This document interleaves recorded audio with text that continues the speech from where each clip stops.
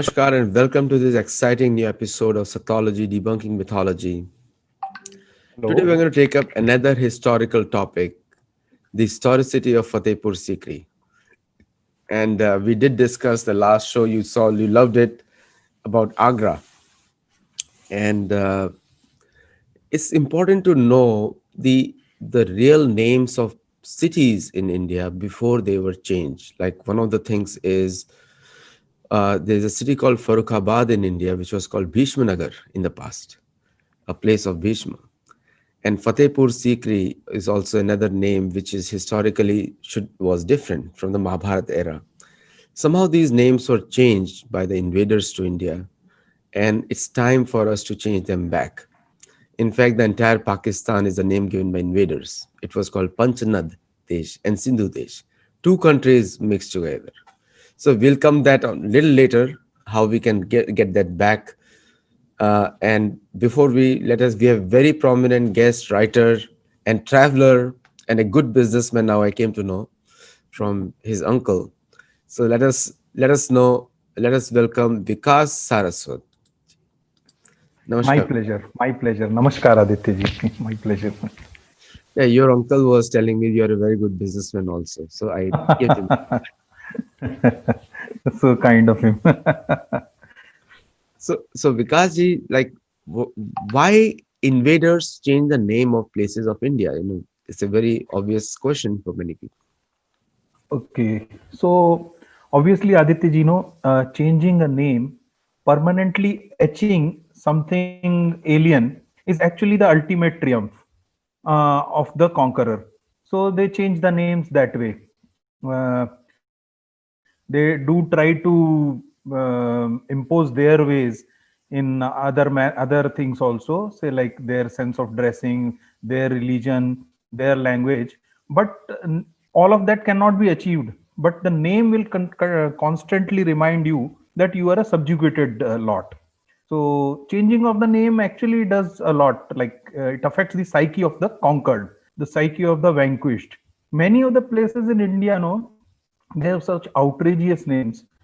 Say, if it is on the name of some invader, some alien ruler, even that is not so troublesome as naming places something like Gazipur or Ghaziabad.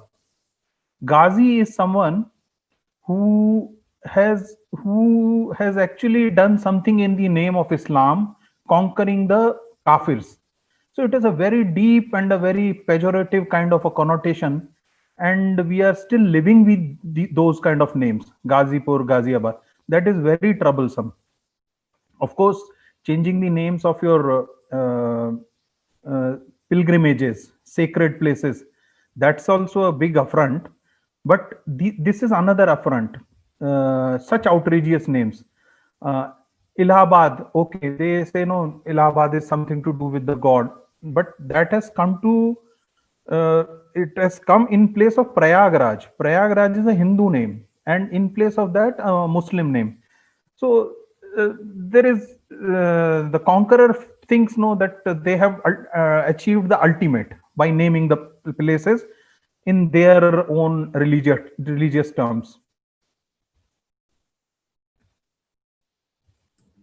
This is throughout the world, the colonial powers have done that. Like they very famously Bombay and Bombay. Mumbai, which is Mumbra Yes. Devi, and then Bombay. And British have done it. Mughals have done it. Now we are going to touch upon this place near Agra, which is called Fatehpur Sikri, and it is known for the one of the largest arches, gates, a very tall gate, which is very famous tourist attraction also. So, what is the historical importance of Fatehpur Sikri for the people of India? What is the original connection with the history? Okay. So Aditya ji, last time when we were discussing the history of Agra, there is not much historically to speak about how the thing came into place and what was the city's history. Although we touched upon a few things like the fort of Badalgarh and other, I mean, references, historical references, pre-Mughal, pre-Sultanate kind of references. But in case of Fatehpur Sikri, uh, because of an archaeologist called Sri D.V. Sharma, there is a lot to talk about, unlike Agra. And this is actually an even more interesting topic. Fatehpur Sikri is an even more interesting topic than Agra, because of the kind of myth which has been perpetuated with respect to Fatehpur Sikri and the way it has been mainstreamed. Now, the common myth. Now, all these Westerners are very fond of calling everything Indian as myth. Here is a myth I am talking about, which is very mainstream, and even the Indians also wholeheartedly they accept it. They have internalized it. The myth is that it is Akbar who founded the city of Fatehpur Sikri. And how? Because he was not getting sons, he was not getting, offsprings, sons for that matter. And so he sought blessings of a Sufi saint called Salim Chishti, who used to reside in Fatehpur Sikri. And because he was blessed by Salim Chishti, he got his 2 3 sons. And then to honor the Sufi saint, he built a city there and moved his entire capital from Agra to Fatehpur Sikri. That's the common myth or legend. Now, there are first of all, there are Mughal references themselves. We'll not go to other Muslim references. We'll go to the Mughal references itself. What are those references? Annette Beveridge, who is now very popular because she translated Babar Nama, she mentions that Babar, after defeating Rana Sanga, I think everybody would be knowing, whoever is interested in Indian history, they will know about Rana Sanga. So this is Rana Sangram Singh, basically, of Mewar. Once Rana Sanga was defeated, that was the ultimate victory for the Mughals over the Rajputs. So it is believed that this victory happened in this region. We are told that it was a battle of Khanwa where the two armies fought, but that again is wrong. All these things also have been popularized by Akbar's court writers. So what Annette Beveridge writes is that after claiming his victory, Babar, after defeating Rana Sanga, he built a garden there in Fatehpur Sikri. Now, a garden cannot come up in a blank kind of a space, na.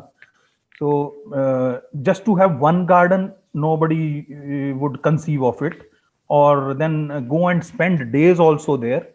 You obviously need some buildings, and when the emperor goes there, then his entire entourage goes, his wives also go there. So you need plenty of space, and these people are not going to stay there in tents. That is one thing. Then one of Akbar's aunt, that is a lady by the name Gulbadan Begum, she was Humayun's chronicler. So probably related to Humayun in some way. I am not very sure how it was, what the relation actually was. So she says that Humayun built an octagonal pavilion. First of all, an octagonal pavilion is not a Mughal thing, but we will concede it, because otherwise, no, people will say you don't grant even biryani to the Mughals. You are not even granting the octagonal pavilion to the Mughals. So let them have it. There are archaeologists or there are historians who dispute the fact that Mughal architecture will come in an octagonal shape, because Mughal architecture is generally all very geometric. You see, wherever those are four, it will be a rectangle or it will be a square. There will be straight lines. There won't be octagon. But okay, she's writing and we are conceding that. So she says that Humayun built an octagonal pavilion there. So obviously something was being constructed there even before Akbar. Okay. Now I'll quote an interesting testimony which goes to a chronicler called Yahya bin Ahmad Sarhindi. This is Sarhindi's writings are collected in the form of Tarikh-e Mubarak Shahi. Mubarak Shah was a Delhi Sultanate ruler. So he was the king. Before the Mughals came, there were several other dynasties there in Delhi, Muslim dynasties themselves. So out of that, this Mubarak Shah was the ruler. This is somewhere around 1425, 1426. The chronicler is writing is because just as we have transfers and postings nowadays, no, those days also there used to be transfers and postings. So this gentleman writes, by order of the Sultan, the family and dependents of Muhammad Khan, son of Ahmad Khan, ruler of Bayana. Now Bayana is a principality which is hardly about 100 kilometers from Fatehpur Sikri. So this ruler of Bayana, who had surrendered Bayana fort, he has probably lost a fort against one of the Rajput chieftains or a Rajput king. So, who had surrendered Bayana fort were brought out of the fortress and sent to Delhi. Bayana was given to one Mukul Khan. Sikri was entrusted to Malik Khairuddin Tufa.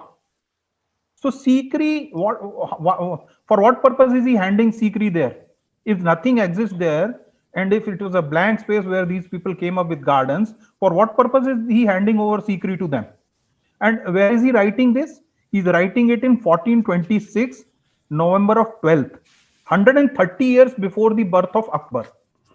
This is one like I had one more testimony which I could not collect actually. There is one more Delhi Sultanate testimony itself. Unfortunately, so because I don't have that, I will not tell that testimony over here. So this is a testimony. Now there are khyats. So if there was a town, what was there? See, khyats are actually something like chronicles kept by the Rajputs. What does the chronicles say? Those, if we believe Abul Fazl, if we believe Abdul Qadir Badayuni, if we will believe Nizamuddin, these are the court chroniclers of Akbar. So if we believe them, there is no reason to dispute the writings of the Rajput historiographers. So here, according to the Rajput historiography, which Colonel Todd, by the way, Colonel Todd is supposed to be the primary historian who has written the history of Rajputana. There is a book called Annals and Antiquities of Rajputana, collected by Colonel Todd. This is a comprehensive history of Rajputana. He writes, because Fatehpur Sikri, if anybody has come, in the present day Rajasthan and Fatehpur Sikri are bordering. It was virtually a part of Rajputana those days. And so in that this thing historiography, what is mentioned that there during the time of Rana Bhratribhat, Rana Bhratribhat was the ruler of Mewar in 823 AD. In his time, Sikarwar Rajputs, who claim their lineage from Sikar, they came and founded a city by the name Sikri. Because they belonged to Sikar, so they named this town as Sikri. Okay. When 823, now this same book by Colonel Todd, it speaks about a king called Jairaj Dev. Jairaj Dev is in the late 15th century when the Mughals have not even come into the scene. So Jairaj Dev has three sons. One is Kamdev, the second one is Dhamdev, and the third one is Vikramdev. Kamdev is the eldest one. He moves out south side. So south of this will be actually anything like Gwalior, Morena, Jhansi. That is actually south of it. So he forms his own principality over there. And this region, which is Sikri, Fatehpur Sikri, the present day Fatehpur Sikri, is actually the ruler is Dhamdev, though his brother Vikramdev, he assists him. The day-to-day affairs are taken care by Vikramdev. And this Dhamdev is a close friend of Rana Sangram Singh. Rana Sangram Singh is the Mewar king, whom Babur has fought to eventually defeat him in that battle of the battle which is purported to be called as Battle of Kanwa. That battle also has not taken in Kanwa. This is Shri D.V. Sharmaji, to whom I will give credit for most of the what I am speaking over here. It's actually now the history of Fatehpur Sikri is in a new light because of this gentleman. Uh, so until this time, this was the common narrative was that Akbar only found this. Now all these things are coming to play. That Dhamdev, who was ruling in Sikri, under it was he has supported this other Rajput chieftains also, where Rana Sangram Singh is also there, and they lose this town or city to the Mughals, and then Babur actually bombards that fortification. So what does it tell? There is a fortified city, actually a proper fortified city is exists there in Fatehpur Sikri. And this again, no, it is one of those betrayal stories which we Hindus have I mean experienced over and over. Battle of Talikota, battle this, that. Here also there is a Rajput chieftain himself, Shiladitya, who goes by the name Silhadi. He actually crosses over, he betrays, he joins Babur forces with his 30,000 troop, and the total battle scene changes. So once these people lose, then Babur comes into play. So Babur is actually occupying a fortified town, and not only a town, there are buildings over there which they have taken over. Then Humayun, he kept running here and there, here and there. And then Akbar also, when he was very young, because Humayun's reign was very brief actually. In between, he was troubled by Sher Shah Suri also. So when Akbar was a small boy, probably at the age of 13 only, he ascended the throne. So he was under constant threat of his uncle Bahram Khan, whom he later murdered also. But Akbar, by the way, murdered almost all his male relatives. That is something like what the Ottoman Turks were doing. Ottoman Turks were doing the same thing. Ottomans had a very bad history. I mean, one person ascended the throne and virtually there was mayhem in the harem. Almost everyone used to be butchered. For 200 years it happened like that, and only after 200 years, some gentle folk he thought of, okay, let us not kill all these 2-3 year babies also, and let us just put them in prison. We'll give them some opium and they will lie there in prison. Our Mughals learned the same thing from those Ottoman caliphs only.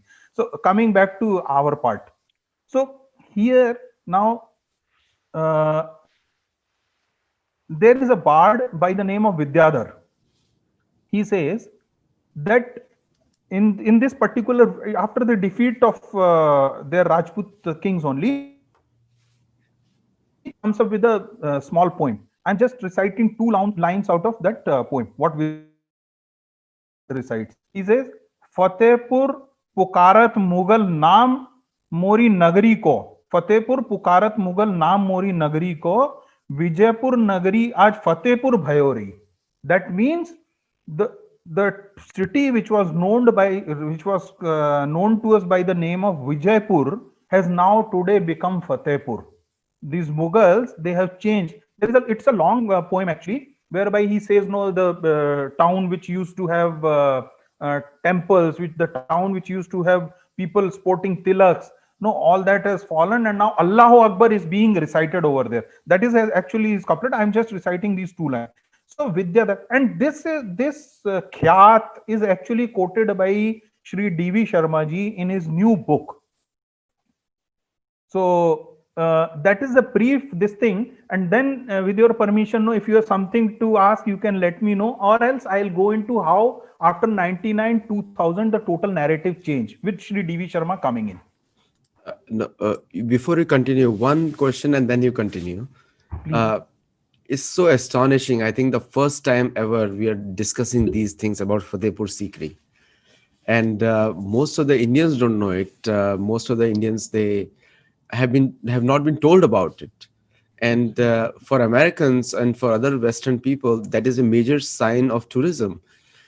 Right. So there has to be a plaque there which shows the real history of the place also, by the ASI which manages the organization. So please continue. Please continue.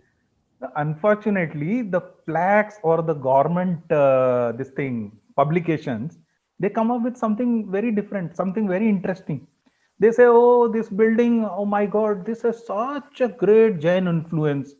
This uh, this outer strata, this struts, these are so much like Jain architecture, and that too a Jain architecture of 11th and 12th century. They are not able to concede that this is actually old Rajputana Jain architecture which has been overtaken by the Mughals. There, it is become so difficult for them. So now we'll come to the other interesting aspect of the Yes, story, Fatehpur Sikri story, please, which comes please. into play with the arrival of Sri D.V. Sharma, architect, a renowned architect. Before that, before Sri D.V. Sharma comes into picture, even in 1958 and 59, there were some archaeological discoveries by one Mr. M.C. Joshi. He had gone there with a team. He had found that he recovered some 4 or 5 Jain idols and one beautiful Buddha statue also. But it didn't change the narrative that Fatehpur Sikri is primarily the building of Akbar. It didn't change that narrative. Somehow it went unnoticed. Again, in 72, Nurul Hassan, many people will be knowing who Nurul Hassan is. He changed the total scene of the Indian education in India over here. So this is a gentleman who is a leftist, who's a communist. He's also the head of the department of Aligarh Muslim University History Department. He also was our education minister for a long time. So he and his co-brother means that Sadhu Bhai, his Sadhu Bhai, one SAA Rizvi. He also was a Aligarh Muslim University historian. He was there in Australia. They both came up with a plan that, okay, we will, have some architectural excavations there in Fatehpur Sikri, along with Chanderi and Hampi also. So there was a project jointly undertaken by ASI and Aligarh Muslim University. A Hindu professor from there, one Mr. R.C. God, I think, he was to lead the team. 10 years, those excavations took place. Nobody in India knows what happened there. I mean, 10 years, some major excavations are happening, and then you bury all the findings. There was a very cryptic kind of a book which was written by Professor R.C. God, but it threw no new light on what actually the excavations had come up with.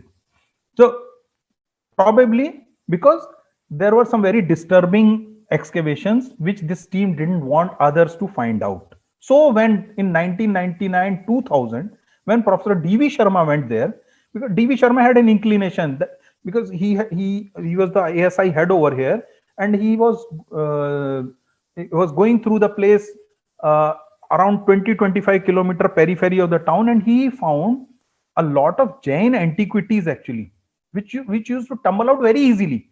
So he said, if so much of architectural this thing is coming out on its own, there has to be something over here. And then we went with a proper plan, started excavations, and in the beginning, a small platform or a small hill mound, which goes by the name of Bir Chabili Ka Tila, there he started his excavations.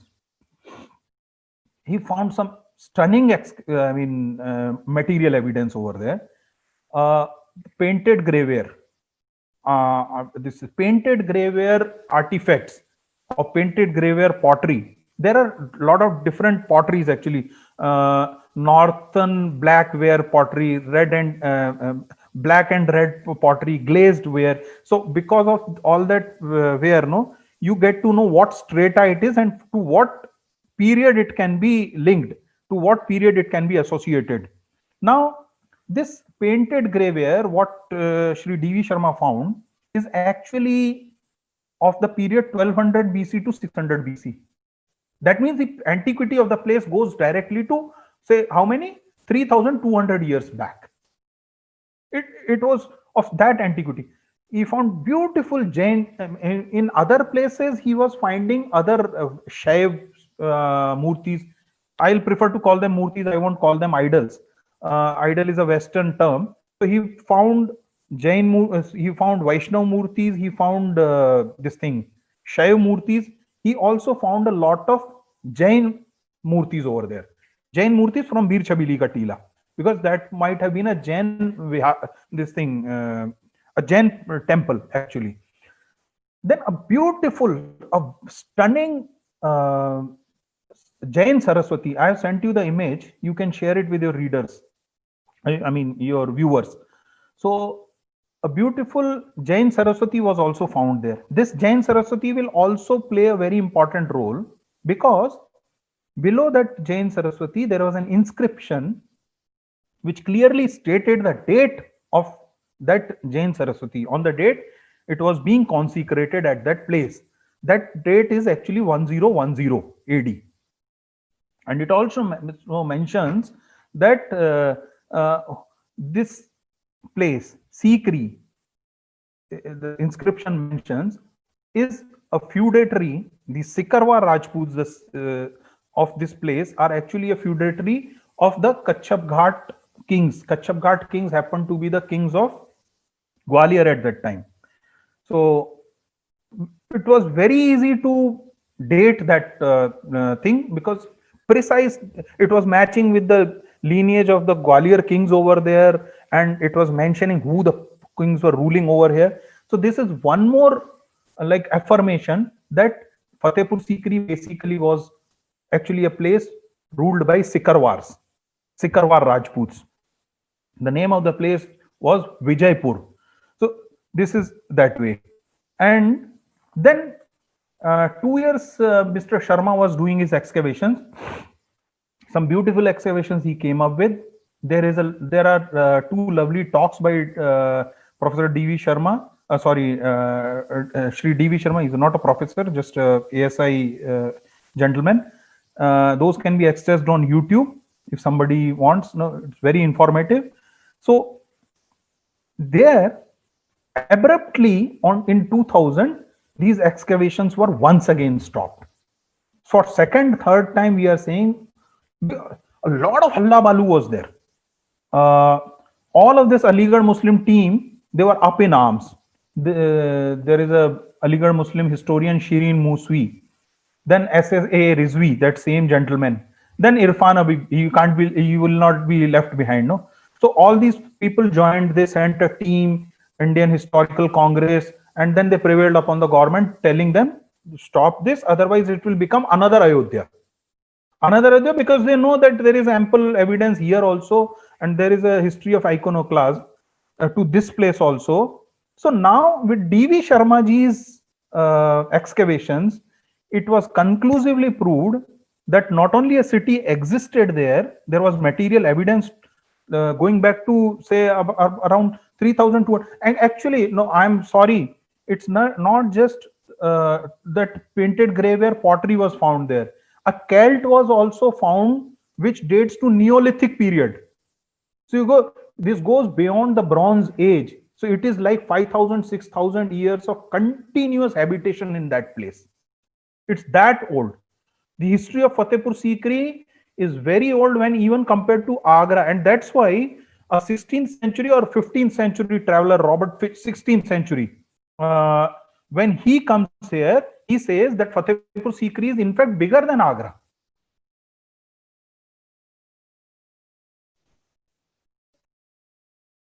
Hello. So it's so interesting because it's the research is so exhaustive. Now comparing, I was still stuck to the old thought. Comparing the Fatehpur Sikri architecture to a Jain architecture, everybody knows that they learned from somewhere else. So Yes. the categorization into Jain time period and it is kind of demeaning to the Hindu civilization, like ignoring Hindu civilization, which is Vedic origin, including the Jain philosophy comes from Rishabh, which is again a Vedic guru. Even the entire dharma, like today nowadays, most of the Western people, they try to dissociate dharma with Hinduism. True. They say Hindu is a different culture, dharma is a different culture. That's again a Western propaganda. True. But if you look at it from the land east of or the west, right from Afghanistan to Vietnam or Laos, is entire thing is a dharma belt. True. It's a dharma belt. But this particular characterization has been made just to show how Hindus or just the modern name is Hindu. Just like You have Catholics and Christians. They're two different groups, completely different groups. They are not the same. They are not all Christians. There's a difference between them too.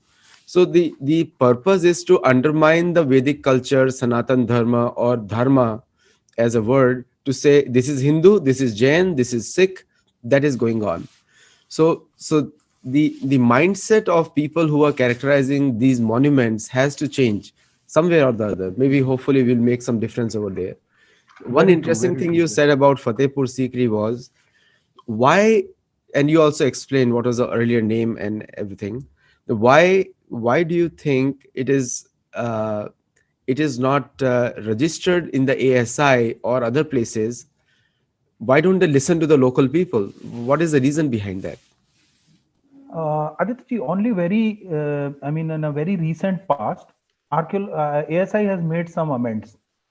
So when you log into the ASI website now, they will say, yes, this place had a historical past and which goes back to Neolithic period. So all that is because of Sri D.V. Sharma ji only.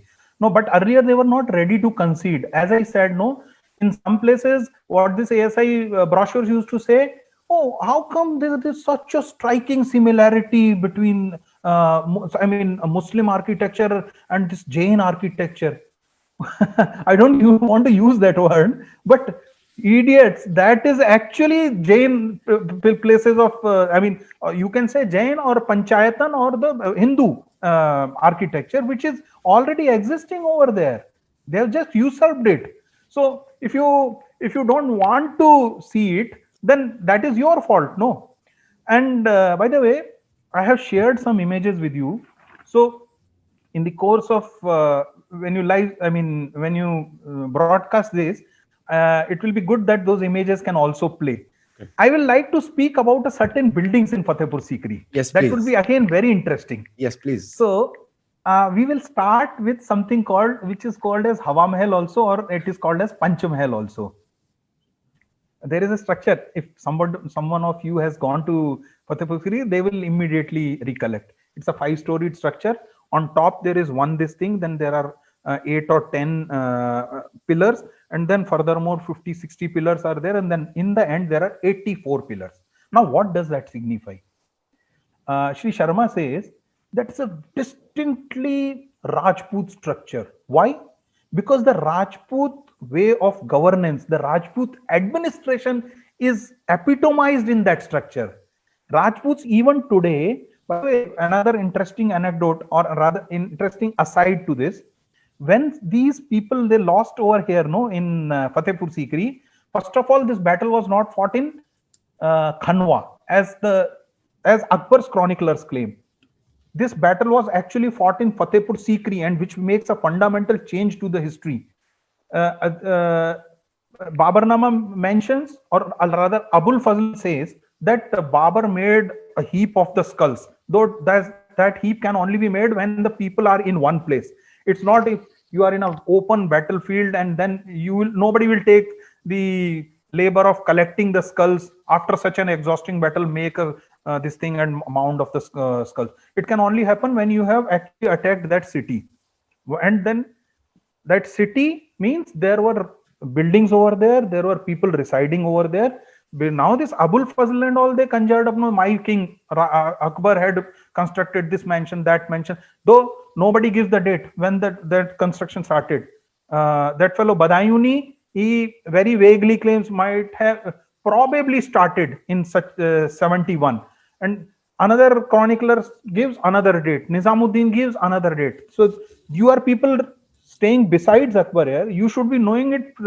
Precisely. Those dates should be known to you very precisely. Where is that ambiguity? So the aside what I was referring to, once these Rajput kings they lost this battle, they actually went to a place called. Uh, there is a place in Ghazipur, uh, Gamra. There even now the same Sikarwars, they settled there, and they hold something called as Chaurasi or 84. Why I came to 84? Because I was mentioning this palace, no, which is actually made in that structure, where the lowest platform has 84 pillars. 84 or the Chaurasi is even now a practice among the Rajputs whereby all these people gather, the prominent people gather, and then they have a discussion about their future course, how the future course of events would take place. In those days, it would be expansion of the kingdom and the other things, but even now they do discuss. And a lot of influential people among the Sikarwas still attend that Chaurasi. So this structure is what? This structure called Hawa Mahal, the Panch Mahal, is basically, see, on the top is the Maharana, one player. Then below him there are 8 or 10 ranas. So in the second structure, no, there are only that many pillars. Then the third one, there are 64 samants. Okay, again there are 64 structures in that, and the lowest platform has 84 pillars. Those are the thekedars or thikanedars or the Rajput chieftains. It's a precisely Rajput kind of a structure, epitomizing the Rajput governance, actually the structure of the Rajput governance. That's one thing. Now we'll come to a place which is called Anup Talao. There is a small small tanks, basically one tank now, because some divisions have been made there, so it is divided into 4 tanks. That is called Anup Talao.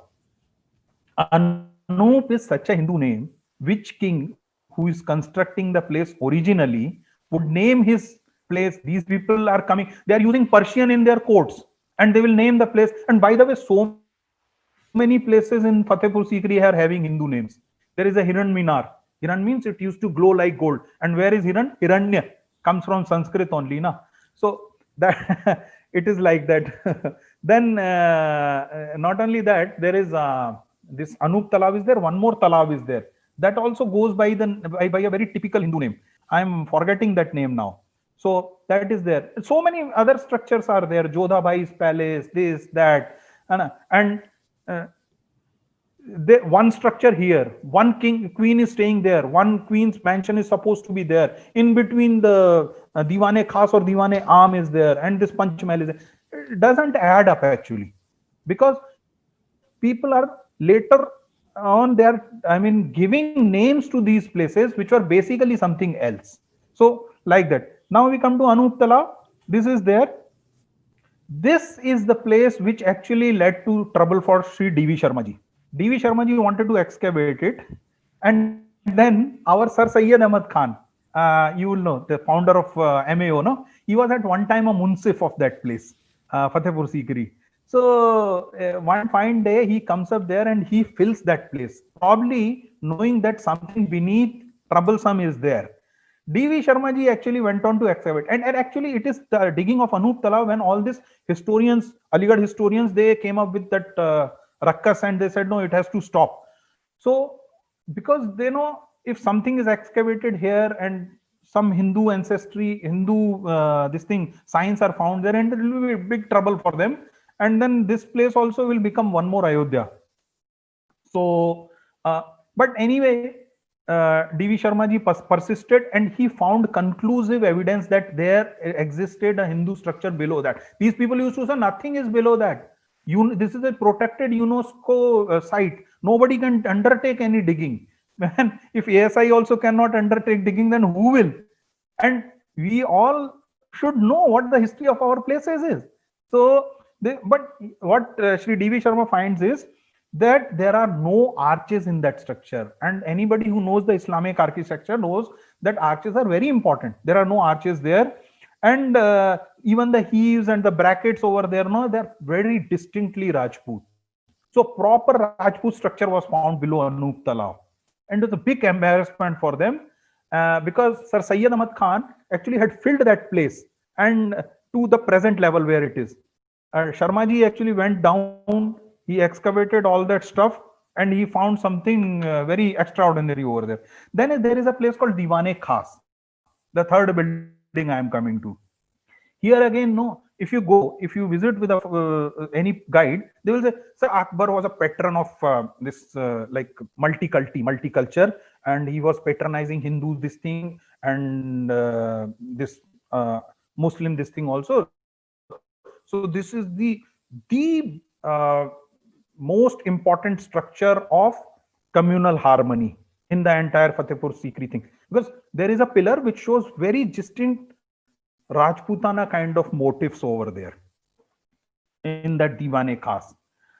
They are not telling that this is a pre-existing structure which these people have simply usurped. So you go to Diwane Khas, you will find that very distinct Rajputana kind of structure is there inside. That I have shared that image also with you. Now there is another place which goes by the name Hujre Anup Talao. This is Hujra Anup Talao. It is supposed to be Turkish Sultan's house. Sultana two Akbar never had any Turkish wives, but they claim no, this is where he was housing his two Turkish begums, Ruqayya Begum and Salima Sultan. And very interesting because one structure, there is another structure imposed on it, or rather going inside it.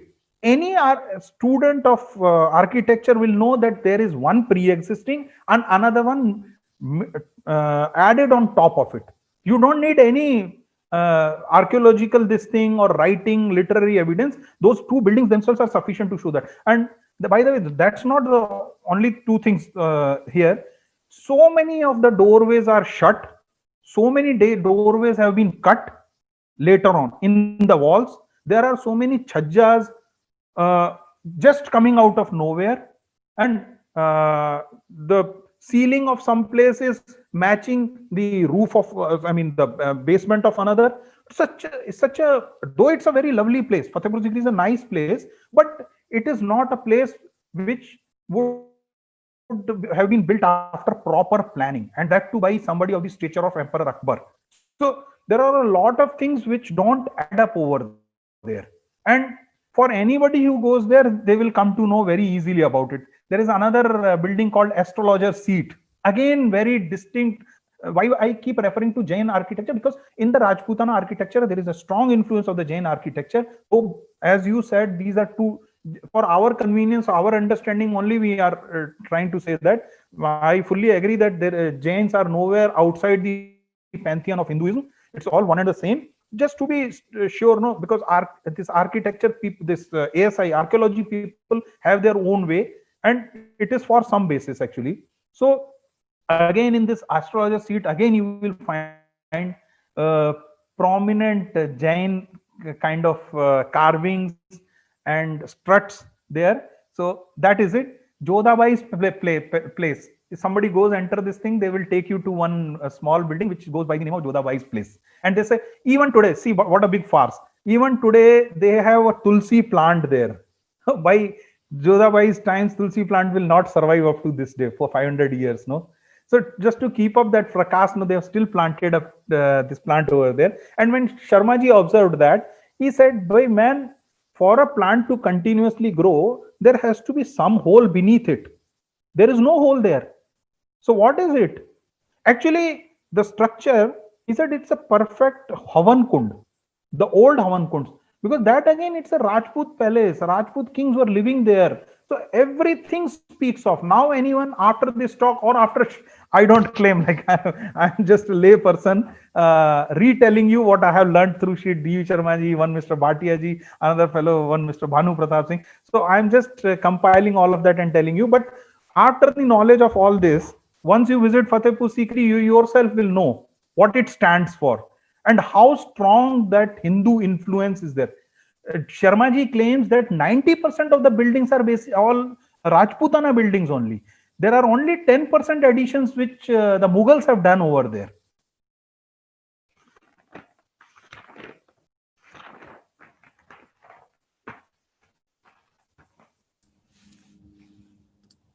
It's an irony that most of these these stories are not told. I'm just shocked by hearing it. I'm also hearing first time for the benefit of viewers like you. I'm also hearing for the first time. See, the irony is that a country which does not preserve its own identity does not live for a very long time. And the respect to the Hindu scriptures has to be borne by Indians themselves. Just like I tell you one thing, that their main, most of the Americans and Jewish people, they have regular excavations in Israel to define their own identity, so that they can teach the real history to their own children. And there are so many camps go on into to find out the history of the Jewish people. The unfortunate condition is that the entire Pakistan, Afghanistan, Bangladesh is filled with Hindu histories, plus India, within its India. I think it's India, some ASI, I think KK Mohammed said every 100 meters under the earth is a history of India. 100 meters. There's so much if India can offer. And the unfortunately the in terms of secularization doesn't mean that you do to ignore your own identity. If you have no identity, then why will the world will be interested in you? The whole world is Abrahamic, generally. True. So why will they be interested in you? So please continue. If you have more data to share, please. Yeah, there is a lot actually to share on Fatehpur Sikri. As I said, no, it's not the case with Agra, but Fatehpur Sikri is full of it. So there is one interesting testimony I would like to share. This is by one Father Montserrat. Father Montserrat is a Jesuit monk.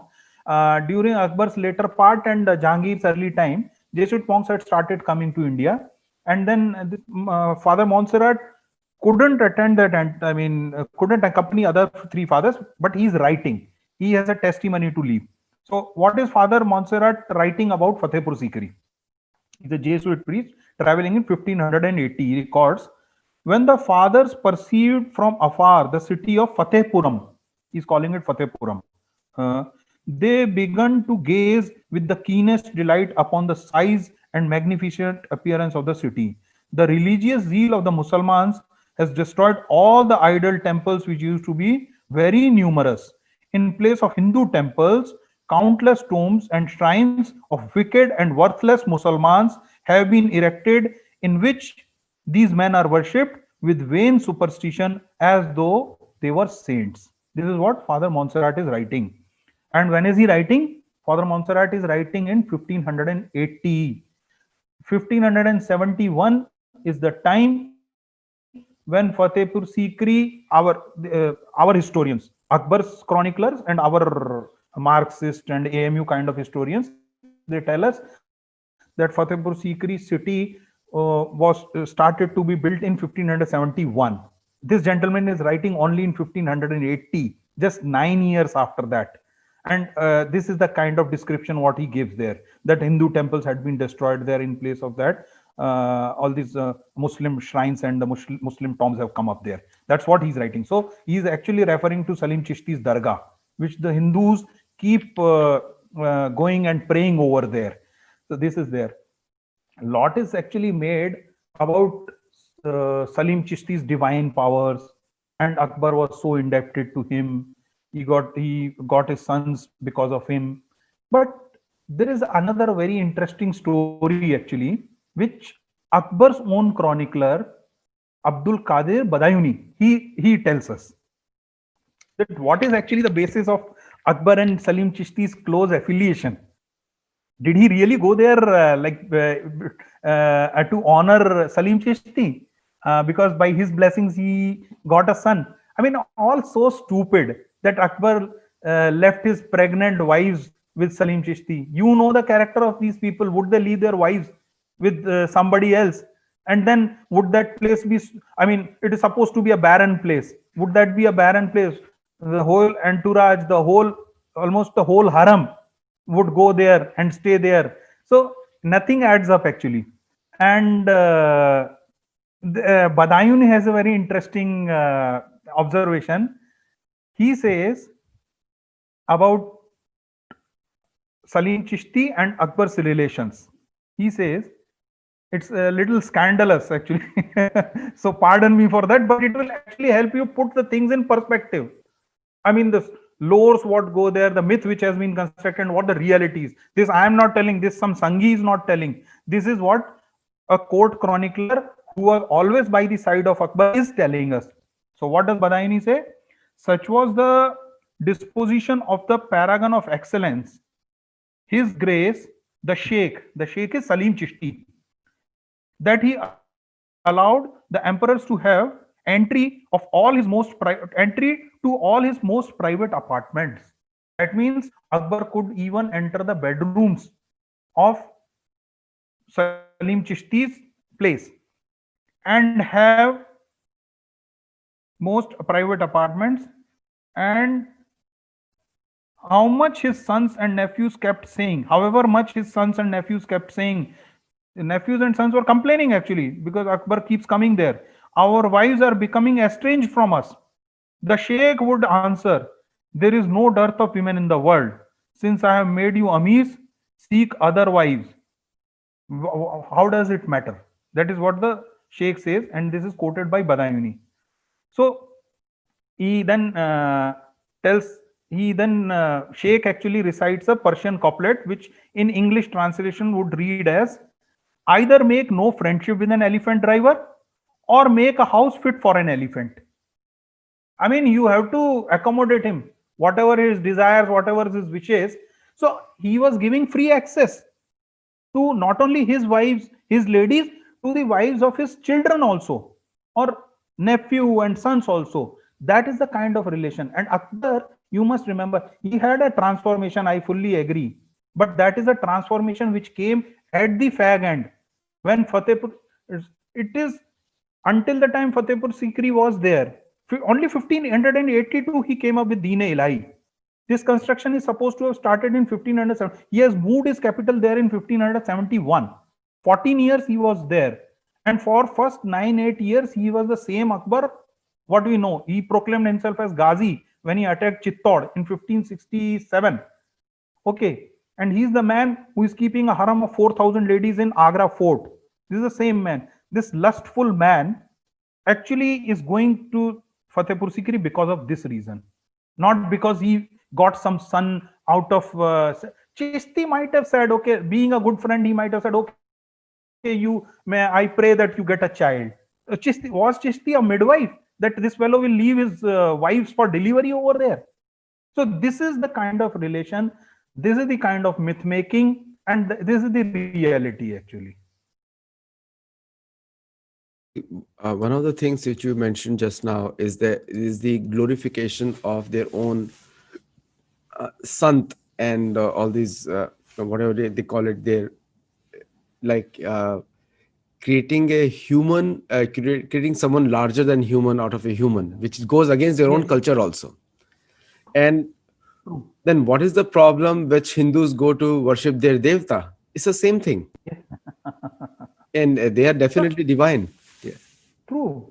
And Aditya, here, no, there is a similarity actually. Akbar is actually trying to do something what supposedly the greats have already tried. Constantinople, he actually tried a new religion. He tried creating a larger than life persona for himself. Alexander tried that. Okay. Akbar is actually again trying that. The first Muslim, this thing, Sultanate, the Rashidun Caliphate, they tried that. Now, nobody is sure whether there was something like Muhammad because there is no contemporary history to that. Okay, but the Rashidun Caliphate actually, when they went on an Arabic imperialism, they too created a religion for themselves. Akbar was also trying one more religion and one larger than life persona for himself. So this actually fits the bill. It is the same story repeating over and over. See, I think to gain legitimacy, they're trying to appease to the Hindu population, which was a majority even at that time, True, true, true, to gain legitimacy. And that also speaks of the insecurity also, that they true. could not trust their own people. So if they cannot trust your own house, then automatically you try to turn towards other people.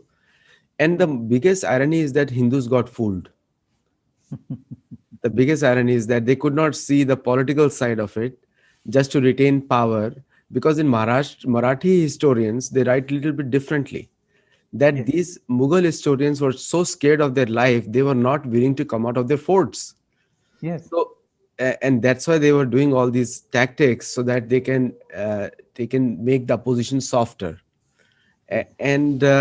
And unfortunately, the Hindu historians, they must be secular even at that time, they caught on the wrong side and depicted the wrong history. They ignored, good act does not make the karma of the bad act vanish. Both are Absolutely, separate. absolutely, If somebody absolutely. does a criminal activity, he has to be punished for those criminal activities. And where the same Yes, person does good, she is rewarded also. But rewarded one does also. not negate the other. That's the basic karma Absolutely, philosophy. So, absolutely. so here, we can see that insecurity also there. But this has Hmm. not been caught by the modern historians, or Yes. purposely ignored it. Purposely ignored. Purposely ignored. Purposely Yes, ignored. you are right. Yes, yes, yes, yes, yes. And whenever somebody comes up, then there is a whole lobby to shout them down. Correct. Is like the truth. Yes, If somebody speaks the truth, you have to silence them with some fake narrative, and which they have done here. absolutely. Yes, yes, yes. Yeah. Do you have anything more to add here? Like, some information. I think you have a lot of information. No, so I think for this program, this much is enough. If you can think of something, I would like to answer that. If there is some chronology which is, I mean, a bit confusing to you, how some certain things happened, where did it fit it? I would be happy to answer up to the best of my knowledge. So one of the things that you mentioned in the Anup Sarovar, I think Anup Talab. we should put it in the second part of the series, where we put that thing, because this series is already long. People have been listening for a long time now. So Yes, we yes, can yes, put that yes. in the second part, where we say the Anup Sarovar, and then the other things which are mentioned there. We can touch in the second part of the same series, Fatehpur Sikri Part 2. I think you should host Shri DV Sharma ji for a talk. I can try to reach out to him Yeah. because he's the gentleman who has led that excavation, and he will be able to give us an in-depth understanding of what that, not only Anup Tala, the other material evidence, what it actually threw up. So it will be a fascinating view for all your viewers. Fatehpur Sikri, by the way, no, it is much, much interesting, much, much more interesting than actually people have thought of. Nobody has actually taken any interest in Fatehpur Sikri, and here is where the secular most icon of India, Akbar the Great, crumbles. His whole aura cracks.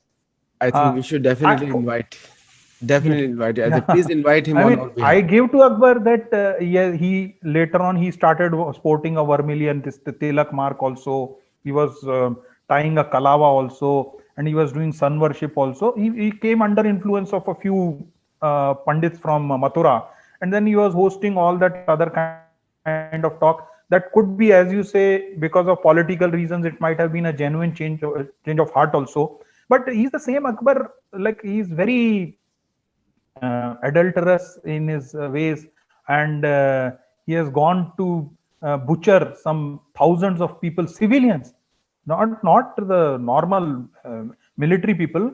The army of the Chittor kingdom, he has butchered the civilians over there. So Akbar is two different stories, actually two different shades.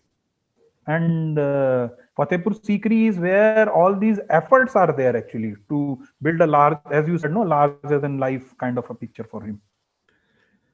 So thank you so much, Vikas ji, and for the viewers who are watching it. It was a long show. Thank you for your time in the morning, and also for people who are watching on the East Coast. Also, thank you for your time.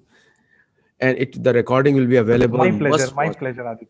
Must watch this, and we will Okay. definitely call Vikas ji and DV Sharma ji together in the next show. Oh, sir. No, sir. I am nobody in front of him. I am a pygmy. So when DV Sharma ji is there, he alone should speak. So viewers, thank you. Keep watching, and do go to the YouTube and comment over there. And if you have any questions, do ask over there. It's a very open channel. We discuss about historical matters, and Sattology is a true antonym of mythology, and that's what we are doing here. We're presenting the facts. Namaskar and thank you.